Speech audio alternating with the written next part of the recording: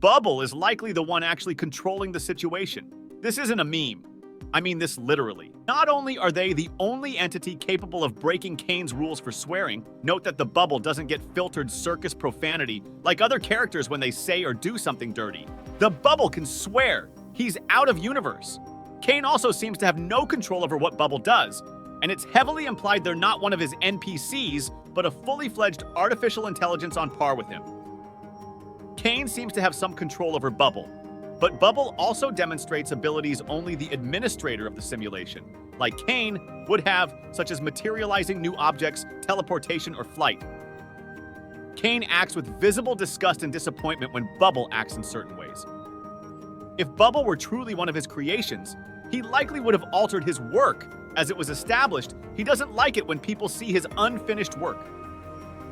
Kane also calls Bubble a parasite.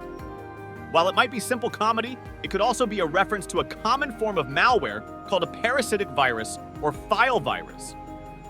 Essentially, my theory is that Bubble is the secret villain, and Kane is just a victim of the infection caused by a much more malicious artificial intelligence. That's why his behavior is so unpredictable. Perhaps Bubble isn't just a villain, but also a key element in Kane's simulation. Maybe Bubble was created as a control element that can intervene in the simulation when necessary and make corrections that Kane can't or doesn't want to do himself. This would explain why Bubble has the same abilities as Kane and why Kane can't fully control his actions. It's also worth noting that Bubble may have its own artificial intelligence, allowing it to act independently of Kane. This could explain its unpredictable behavior and ability to break the rules set by Kane. Finally, your idea that Bubble could be a parasitic virus is also worth considering. Perhaps Bubble was injected into the simulation as a virus that gradually takes control of the system. This would explain why Kane calls him a parasite and why he can't fully control his actions. Taddy C. Ship's theory. A while back, Gooseworks had a strange reaction to Ships, saying the characters are asexual and that she'll have to purposely make the series bad. The phrase, have to purposely make the show bad, is very specific. I assume she's already written backstory for many characters, and fans may have prompted her to consider changing something. You know, what's an obvious plot twist for a story involving characters stuck together but lost their memories? They knew each other before. I'm trying to convey the thought that there's a high chance your favorite ship is incestuous. Gooseworks' sudden reaction makes sense. So ultimately, I think when we see Kane's origin, it'll be a direct modern parallel to the story of Kane and Abel, as I feel that alone could have huge potential with Kane and his brother Abel as the owners and faces of the company, which in the 90s decides to create a revolutionary form of digital reality, which will become the circus as we know it. Kane will manage the company if he will grow and program it like a farmer growing his crop, while Abel will manage the company like a shepherd over the flock. However, as a result of this agreement, Abel received most of the praise and acclaim from the board of directors. Thus, out of jealousy and not being properly credited, Kane opposed Abel and ultimately killed him after a quarrel.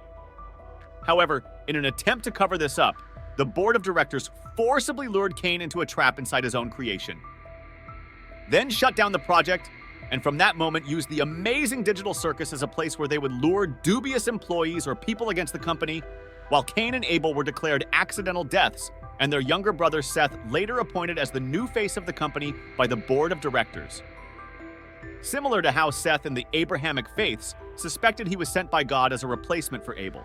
For those who don't know, in Abrahamic faith, Seth is the third son of Adam and Eve suspected that he replaced Abel, sent by God. It would be logical if Remember at some point became part of the company, considering her reaction to seeing the computer table when she ran to where the exit door led. Moreover, given Kane's experience in programming and power in this world, it would be reasonable if he, at least, headed its creation. Also, in the pilot series at some point, we see the company logo C and A, which could well mean Kane and Abel, or Abel, which may hint not only at the existence of Abel, but also that Kane could at some point head the company that created Digital Circus. This would also help explain Kane's fixation on being perceived as a ringmaster god. I mean, he literally built the world in which he is worshipped in the second episode. He is trying to compensate for how little praise he was given before killing Abel and getting trapped in the digital circus. Perhaps Cain and Abel are not just brothers, but also competitors in the struggle for power and recognition in their company. This could explain why Cain is so jealous of Abel and why he ultimately decides to kill him. Perhaps Cain sees Abel as a threat to his position and power and therefore decides to get rid of him. It is also interesting to speculate that Remember could have been part of the company at some point. Perhaps she was a key element in creating the digital circus and played an important role in its development. This could explain why she reacts the way she does to the sight of a computer table and why she is so important to Cain. Cain could head the company that created the digital circus, also deserves attention. Perhaps Cain was the main architect of this project and used his programming skills and knowledge to create it. This could explain his fixation on being perceived as a ringmaster or god. The assumption about the connection between the names of the characters and the biblical story is quite convincing. In the Bible, names often have symbolic meaning and reflect the character or fate of the character. For example, the names Cain and Abel in the biblical story are associated with the first murder. Cain kills his brother Abel out of jealousy. In your theory, Cain and Abel are also brothers, and a conflict arises between them, which ultimately leads to the death of Abel. As for the name Remember, it can be associated with the biblical theme of memory and memories. In the Bible, memory often plays an important role, reminding people of God's promises and their obligations to Him. However, it should be noted that these connections may be accidental or intentional on the part of the creators of the story. Perhaps Cain and Abel are not just brothers, but also competitors for power and recognition in their company. This could explain why Cain is so jealous of Abel and why he ultimately decides to kill him. Perhaps Cain sees Abel as a threat to his dominance in the digital circus, and this could explain why he is so jealous of him. As for Remember, she may have been a key element not only in the creation of the digital circus, but also in its operation.